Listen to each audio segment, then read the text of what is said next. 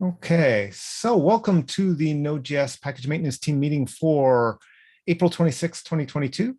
We'll follow the agenda that was generated in the issue in the repo, which was issue number 524. Before we get started, does anybody want to share any announcements or anything like that?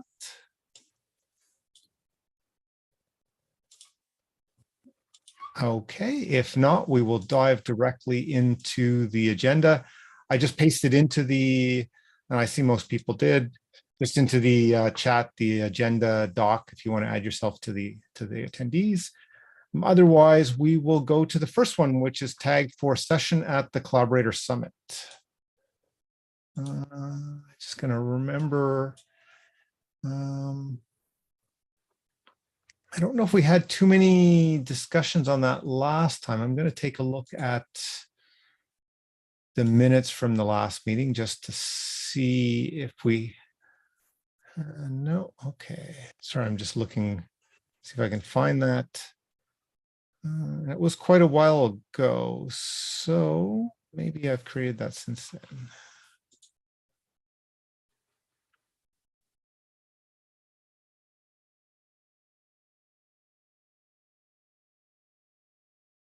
Yeah, maybe I have created that since then. So this is the first time we're discussing it, and it's basically just the Collaborator Summit. It's open and ready for topics to be submitted. So I just opened this to say, hey, we should probably discuss whether there's we want to propose a session and see if there's volunteers to sort of lead and run that session at the Collaborator Summit. I don't know who's planning to be, our Zach and Roy, are you planning to be there? I have no plans to leave the city. Okay. Yeah. I planning to be there, but yeah, I have my ticket, but no. Right. Okay. Not more than that yet. Yeah, I have to start planning things for sure. Yeah. I guess the question is is there any topic that we want to propose where it would be useful to do it in person, or to do it where, maybe we'll have a broader audience? Because that's sort of the two things that are going to be different, right? Like, one, it is an opportunity to get into a room for people who are there.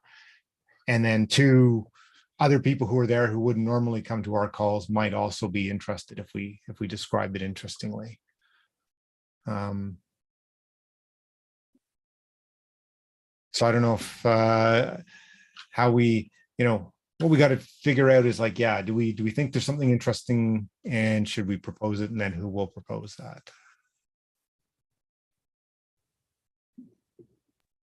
Yeah, I think last time we had the in-person summit, I remember we did I think it was kind of half trying to gather attention from new people to participate, right, and half just discussing the current ongoing agenda, right? It could be a start if there's no specific. Right, yeah. Half evangelization, half current topics. I don't know if you have any interest in volunteering to lead that, or yeah, I'm just kind of coming back after right a while, but maybe if there is I would need a couple more weeks to see how we're ramping up the involvement. We can leave it on the agenda for now, and if you do ramp up and say, hey, that's something you want to do, just chime in. Sounds good. I think we're probably good if we wait till the next meeting to submit something or something like that, but we're getting close-ish because it's only maybe 5 or 6 weeks away now. Seems to be coming up. It's not that far. No. Oh my. Yeah. Okay, so that's the next issue was how to accelerate modernization of ecosystems. So this is number 513.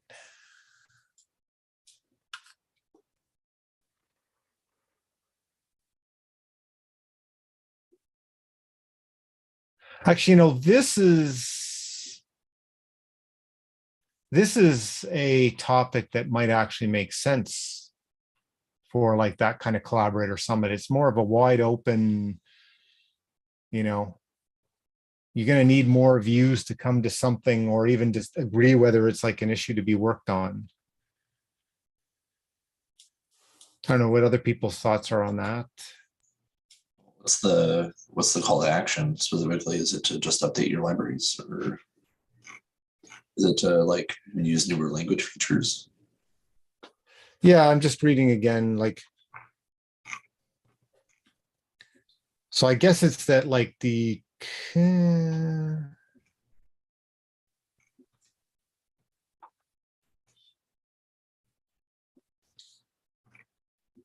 right. I guess it says many packages that became popular in the Node 8 to 0.8 to 0.10 days are still stuck in the mindset of the Node.js project of that era. So too many users, too few active maintainers, and no hope for improvement.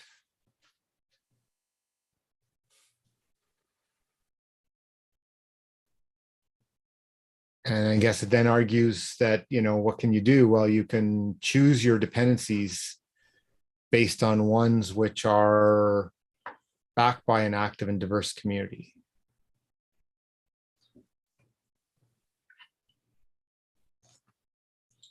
I mean, I kind of directly have experience with this because of I did work with the email.js library, where they were a library that was in the 0.1 and 0.8, that kind of old mindset days where it was like written in that really old style of code.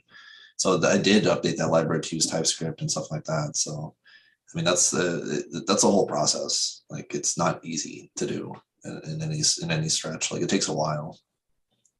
So I mean, I think that's probably the biggest blocker, is like it's not easy for people to just adopt new features and stuff like that, because they have, like, I had to go through all the legacy code and update it to use classes and update it to use modules and all this stuff, and like that's not insignificant changes.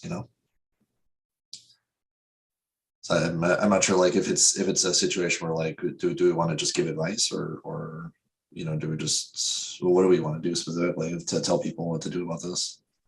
I think that's where I suspect if we asked 3 different people, they wouldn't immediately agree. Like this, just reading through here, one of the things that might advocate is like, you should stop using packages that aren't actively being maintained, right?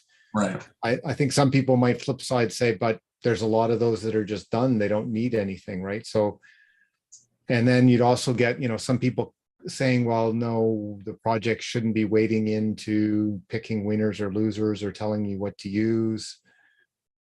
But on the flip side, I do understand the issue for sure, right? Like there's so much choice and there's so much, I hesitate to say it, but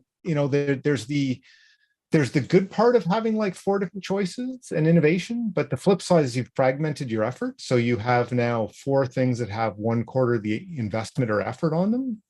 Yeah. And so they all are like on life support, versus if you only had one and you had the same number of people interested in them, you might be much more vibrant and active, right? So I think we suffer a bit from we don't collaborate on one or a few number of things as a general approach. It's quite often like, well, I'll write a new thing and I'll throw it out there and it gets popular, and then but that leads to fragmentation, right? So it is an interesting sort of area topic with no easy answer.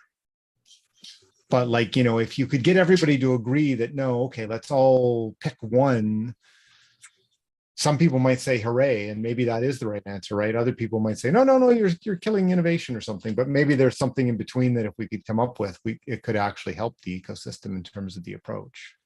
Yeah, I mean, it works on the flip side too, because like one of the examples is like Q and Bluebird, where that predates the native implementation and is the basis for the standard itself. So like the argument is, oh, they should use to switch the native implementation because it's the native implementation. It's out now better, versus why are we just abandoning old code that works and is in fact the basis for the thing you're telling me to switch to? I mean, because there's non-zero amount of risk there. Right. It's like, I think the interesting conversation for me, which I don't know if there's even an answer, certainly not an easy answer, like, how do we get the maximum value out of the effort that the community's putting into things? Right. And do we have the right balance between let's try all sorts of new things and have multiple copies versus standardizing and doing one thing, right? Like there's a middle ground between those. Yeah, I don't think we want to like just be like making decrees and all this stuff, because I mean the about maximize, it's like I think about stuff like free speech, for instance, where like court decisions say if more free speech is better, just because when you try to go the opposite direction, like you end up stepping all over all sorts of thorns. Like it's the same kind of thing where it's like more innovation is always better, because otherwise like it's really thorny, it's really hard to say. I don't know, Roy, do you want to add anything to what I'm saying? I don't want to just ramble on forever. Yeah, there's Yeah, one go ahead. aspect of it, like I think maybe there's a big component here of the transitive dependencies, right? Like nested transitive dependencies, like because they're the ones who don't control directly, right? So, and I think that's also like the plus and the curse of the ecosystem, right? Like it's a lot of what made Node and NPM so popular, right? So, yeah, I think it's, yeah, I don't know, like I saw Jordan's comment here, and I think I like his point that like maybe modernization is not the right way to tackle the actual problem here. Like maybe it's not about being more Right, that's got a slant in terms of the like newer isn't better always, or but there's a lot of nuance. Yeah, there's something there though, right? Like I don't, it's like are we in a good space? In which case there's no point talking about it. Like, hey, we're in the best space, we should just keep going. If we're not, is there something interesting talking about? And would that make a collaborator summit session that's useful?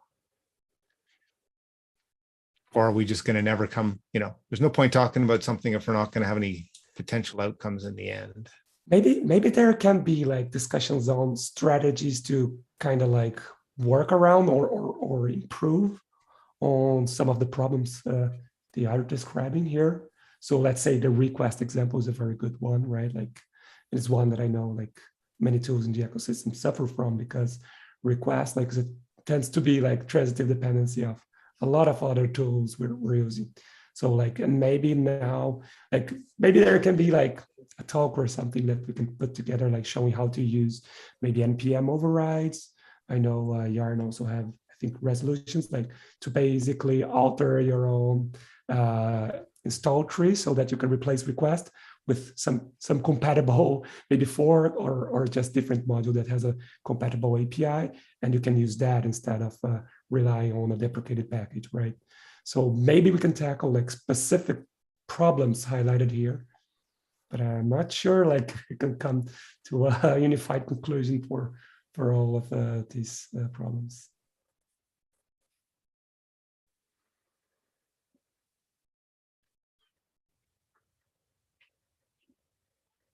Okay, so I don't think we're like in this meeting gonna resolve that one. My only thought was like, is this, maybe I'll just put it as a note, like if we do talk about doing a session at the Collaborator Summit, maybe something on that front makes any sense.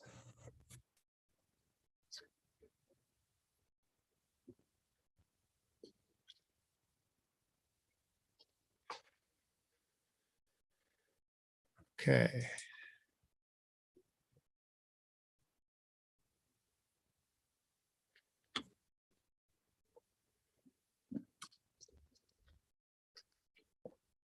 The next one is 2022 promotion events, number 506. That's where we were talking about some efforts to, do some activities, promo activities in terms of like a talk at OpenJS World, and some other things. Let's see, I'm just reading through there.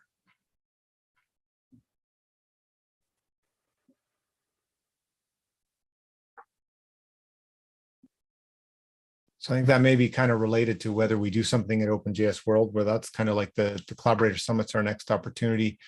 I do know that world events have kind of interfered with the champion we had on that front. So, I think we can leave it in there and open.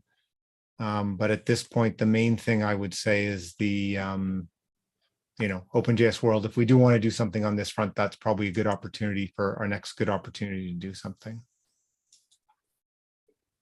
Anybody having stuff to add on that one? Discussion points?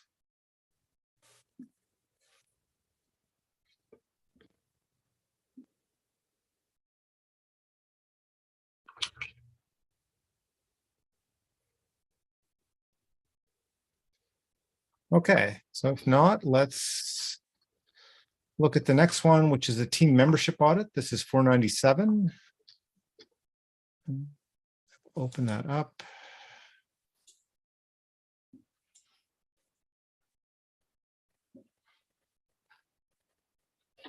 So, okay, I'm now looking at, say, the related issue.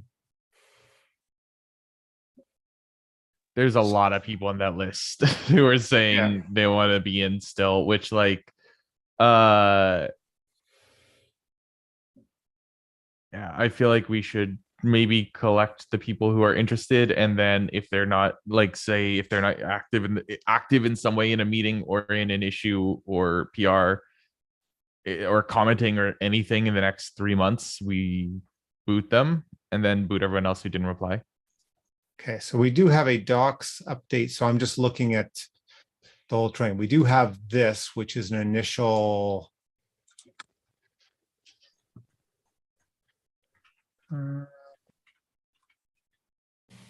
So I'm just going to see, is there any reason we wouldn't? Oh, I see. I also just commented that it closes 497 because I think it Right, okay. 499 is a response to 497. Okay, so I'm just going to mention EOM just to see. I'm going to be able to make the last updates and then land this. So I think you're right that if we land this, it addresses the initial sort of update review. I think what you're suggesting is we should document like some activity requirements. At the beginning, we were very much like, hey, let's get as many people interested as we can. Let's get going. Over the years, I know some working groups, and certainly like the technical steering committee has some more formal, you need to be involved in the meetings and or issues that are taking place. I'm not meant, not that you need to be like not everybody can make meetings, but like it's some combination of those would make sense. And I know you've mentioned just a pattern for that across the project would make sense. I mean, yeah, I agree with that. I think codifying that would be good. And by codifying, I mean literally writing code that does that and sharing that. I think we have some kind of action that does that in TSC. Yeah, sure. Rich has worked on things that, I think the way it works is it's like attendees and or it's like it definitely is like attendees at the meetings and or participation in the votes. Mm-hmm. Now, I don't think we don't have votes so often here. I think even something as simple as, comments and issues and or involvement in the meetings would be an equivalent, right? Yeah. I think comments and issues, opening PRs, opening issue, like authoring issues, authoring PRs, commenting, and attendance in meetings is chill. And I think so, like you said, like actually writing automation that would do that would be fantastic. And even better if we had some, I think that automation would apply to any working group, and many working groups would probably say, yeah, let's take that. But I think before you turn on the automation, you need to still update like our README to say this is membership. So if somebody wants to PR in a suggestion for that, I think that would be kind of a next step on that front.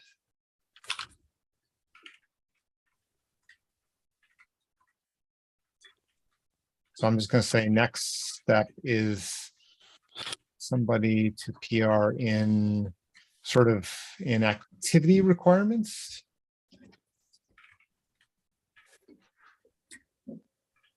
Sort of minimum.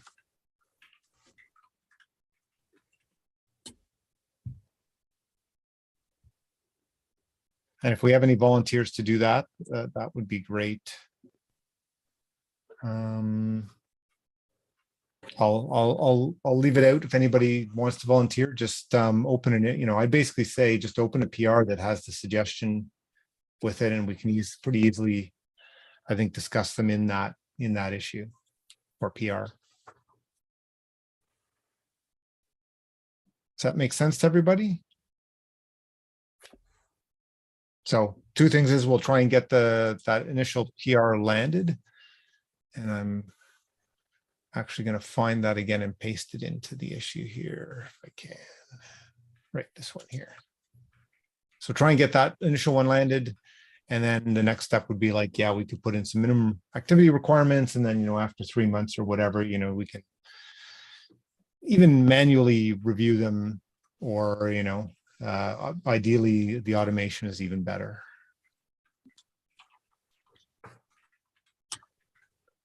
Okay, the next one is number 458, status update and next steps for PKGS create. I'm just looking at that and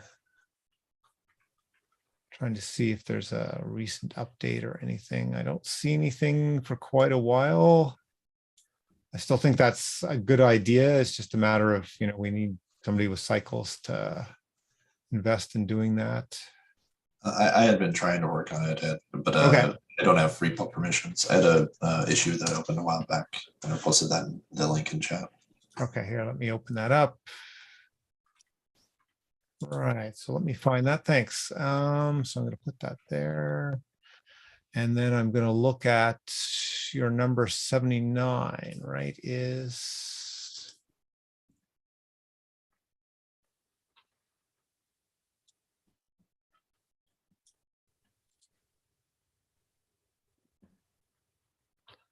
I'm going to propose we just give Zach access to sort of push. If you're volunteering to kind of try and move that forward, I would just say we give you right access, and as the person who's most actively looking at it, you can work on it.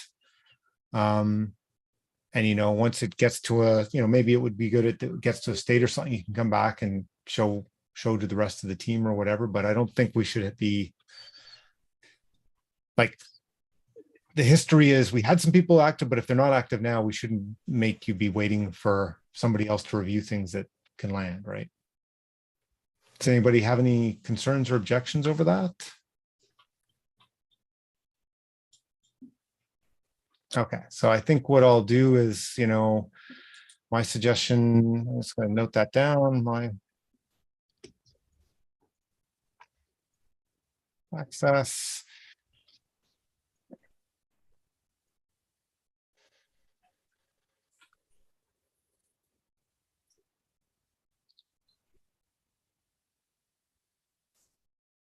And so I'll do that, and I will send Michael to send email to rest of we have like a set of admin members for the PKG.js. So I'm just going to send an email saying, hey, this is what I suggest. Anybody have any concerns?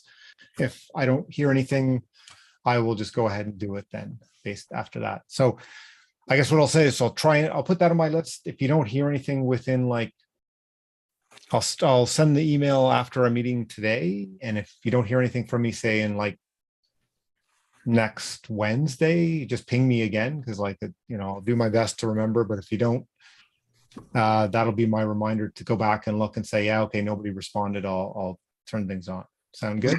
Yeah, I'll ping you in the issue. Okay. Sounds perfect. Actually, even better would be like an email to my boss in that Red Hat. I don't always get to my notifications that could take me a week sometimes. I'm now behind. I have 300 or 400. So an email I try and clean out every day, just as a anyway. Okay, You're much better at email than I am. I'm the inverse. I do email every 4 weeks. Yeah, well, yeah, no, I got enough there. That's my. I don't necessarily get rid of them all, but it's okay, what do I have to respond to? And I try and do that every day or 2 days. So Whereas the notifications, I do try and do it every week, but it's pretty hard sometimes. So the suggested list of modules to get help support on, no update. I'm just gonna say no update on that this week. Guess I still haven't totally abandoned that, so I leave it on the agenda, but haven't done anything. So and that takes us to the end of what was on the agenda. Is there other things or topics that people want us to talk about or think we should talk about this week?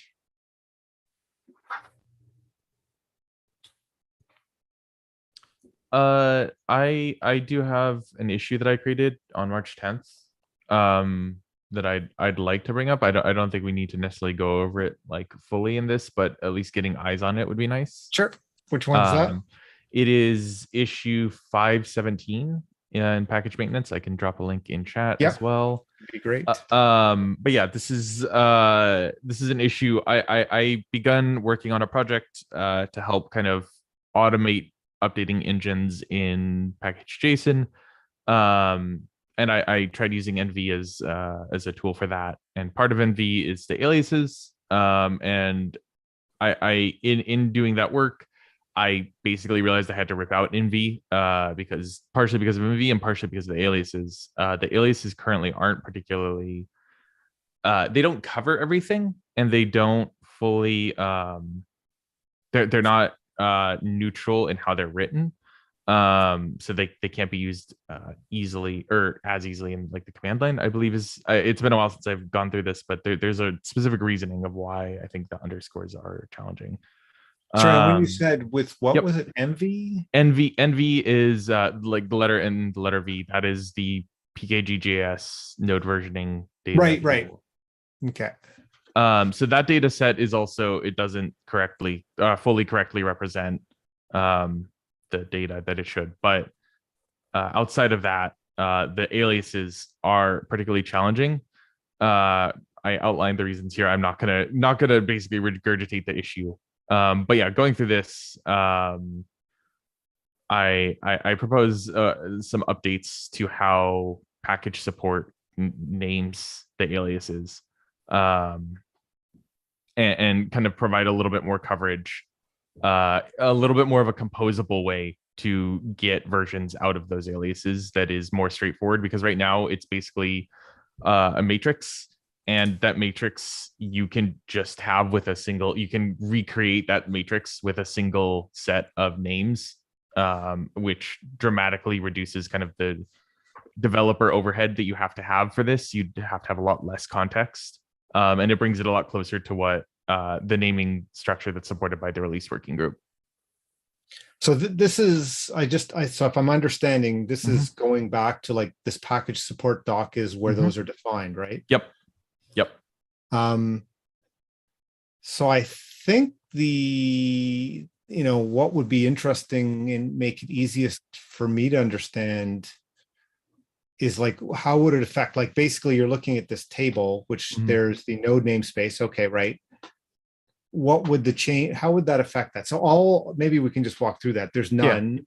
Abandoned. Anything new on that? Abandoned. Here, let me share it. I'm going to share that. I mean, that would, by the naming I propose, that would be EOL. Yeah. So this literally, the thing that I'm proposing is the table, the 4 columns at the top plus a 5th one for latest and a 6th one for all, which would be all encompassing. That is the difference. Because I think there are situations where you want the latest LTS, which is different from active, because multiple release lines can be active, but it is not necessarily the latest. So like in a situation where like 16 and 14 can both be active, but LTS or 16 is technically latest. And I don't know if that's true presently, but that there is a world in which that has happened. Right. The first question I want to double check is like, these were intended to be what you intend to support, right? Yep.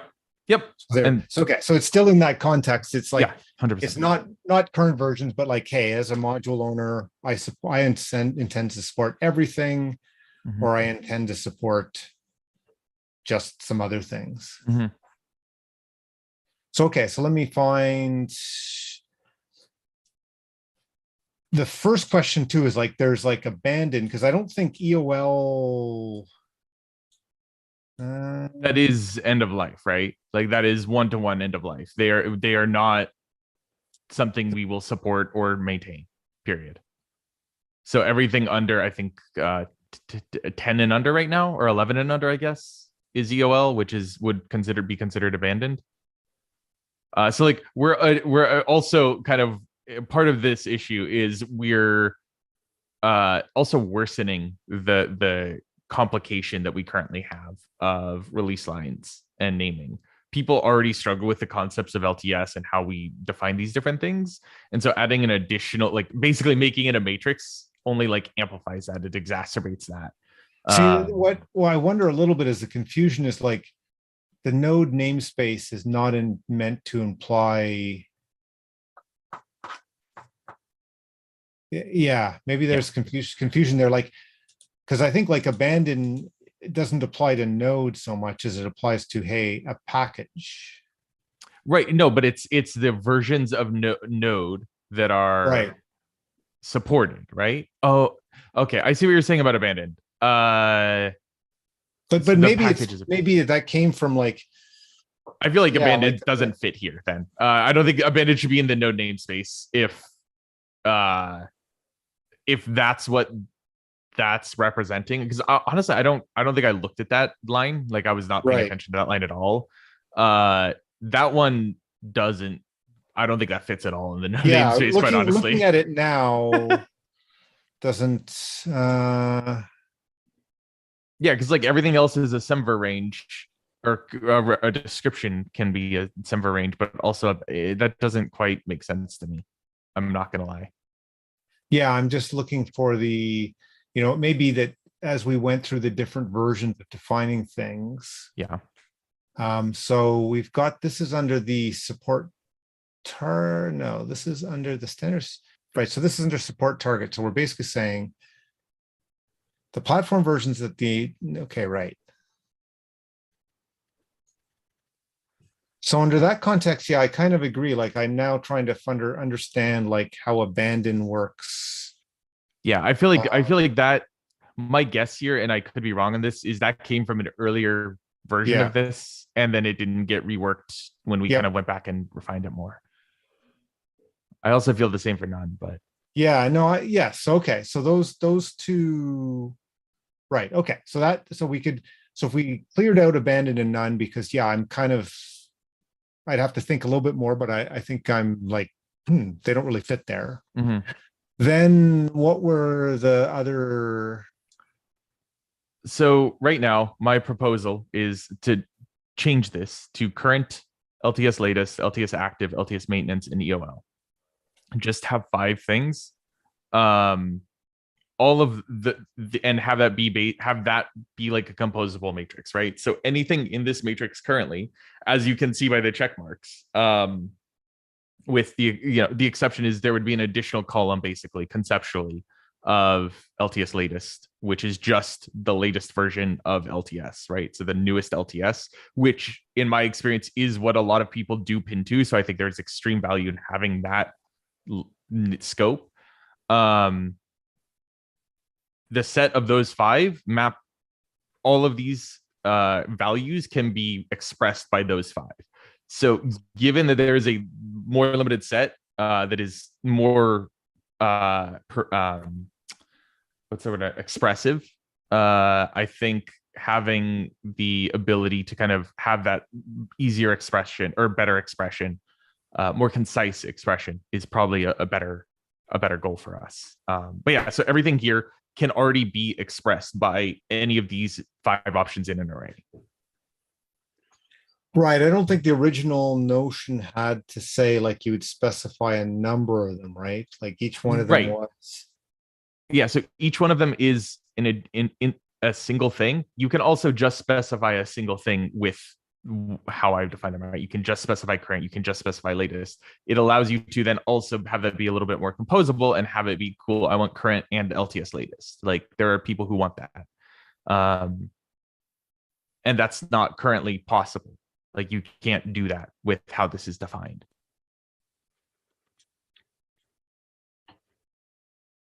So like adding things, I think is straightforward. It was always intended that there could be additional removing or renaming things, I think is tougher because like we've asked people to use them. So Yeah. you're effectively breaking people if you say, I just want to rename this. So I'm kind of not saying we should rename it. I'm saying we should change it. Because I do not believe that this structure particularly works in the way that it's intended to. And I outlined that in here. So like an example, you can't say there's a way to say that you only support maintenance LTS versions. Like maintenance isn't in here. And I think, but we could add that, right? Like that's right. That shouldn't be hard to do. Sure.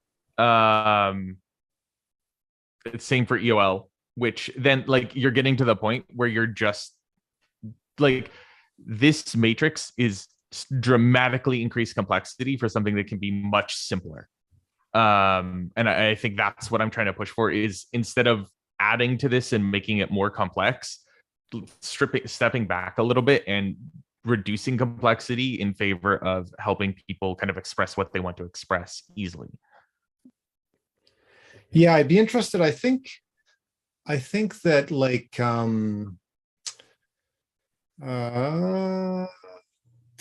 we should get feedback from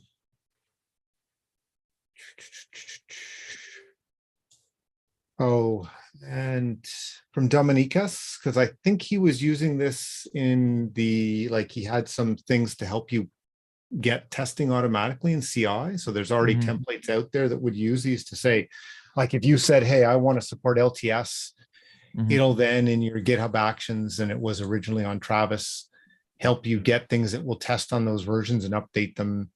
Yeah. So I'd like his feedback on like, well, does changing things actually cause grief or not? Yeah.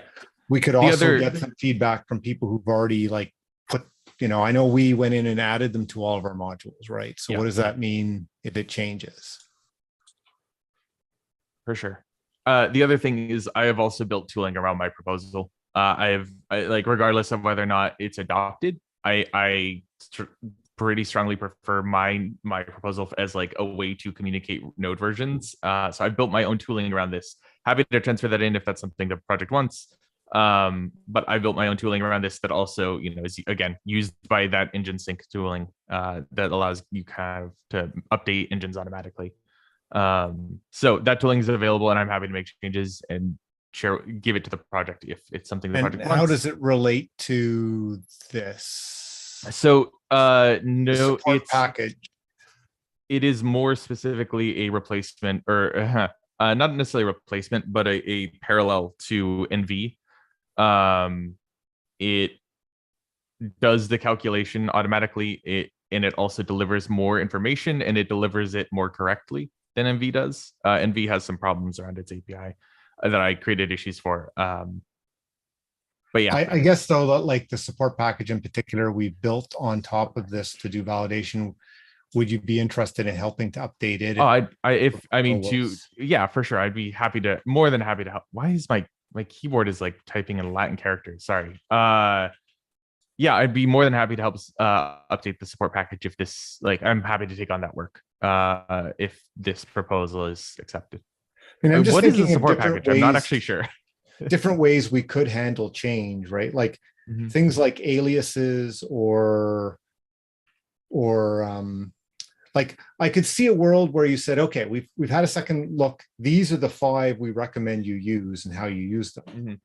Yeah. If we could come up with a story that then says, and if you've already put the ones in here, the tool knows how to map from that one to the new one, right? Yeah, like that, I mean, it's almost like literally, like I said, the 5 I provided are a one-to-one. Like there is combinations of them. Basically, like think of it as an array rather than as a string. There's combinations of them that are one-to-one mappings of the other options that are currently available. Yeah. So that's trivial almost. Like that's a few hours of work.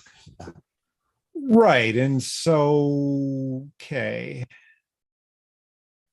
it's almost, I mean, it's almost like if it's basically like now it's going to be an array, or like it could be updated to say this could be a single value or an array. And that doesn't break anybody, right? Because if it's a single value, it's still valid. And then if there were these existed as aliases for multi-value ones, that still doesn't break anything, right? Like say, for example, all, if that was now somehow alias to the thing I'd say is the DX of that would be really bad because they're basically this. Some of them are the same words because of how it's currently defined. Like I think like LTS underscore active versus LTS slash active or dash active, where like that concept exists in both, and so that'd be confusing for users, and that's DX I wouldn't recommend anyone actually adopt, just because it ends up getting really confusing of, well, the underscore goes in a string but the slash goes in a thing, or if they're both underscore, that's even more confusing. Yeah, so I think that's where I'm kind of coming from on that. Right, but if it's like these are there because they were already used and they're deprecated, but they're not broken. Yeah. Like I always struggle totally with the throw away all the old stuff. But if like, no, I agree here's with the that. way we suggest you do new things. Yeah. But there's an alias that means if you already put it in. Yep. Yeah, we map LTS underscore latest to whatever the one we would recommend you put in now. And if you're updating it, we recommend you do that. That kind of story, I think I fully support that. Yeah, I totally support that, and I'm fully on board with that, and I'd be happy to implement that. I think additionally, like having a simple I'm not familiar with the support module, but like update, like I guess looking at examples, npx at pkgjs support slash support, and then running update or like validate or something like right, like we have a validate to say, did you put in something that's understood and valid and is in the right format? Yep. If we added a feature that says, let's replace your alias with the new things, then exactly.